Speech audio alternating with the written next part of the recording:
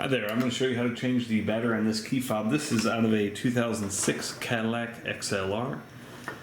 And the only thing you need is your new battery. This takes a 2032. You can get these on Amazon, they're very cheap. There's a link below in the description that will take you right there.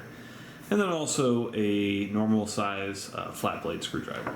Okay, so what you want to do is on this corner right here, you can see there's a nice indentation in there. Just push, twist. Hear that little crack.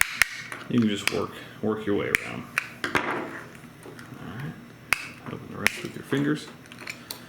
There's your battery. Your battery rests in here ordinarily. So go ahead and I'm going to use my screwdriver and just pull that out. Okay, so you want to take the actual battery out of this little harness deal. Okay, take your new battery, plus side down, and then this goes right there. Put the top on the back, give it a really good squeeze, and you're all set. Thanks so much for watching. Make sure you hit that thumbs up button.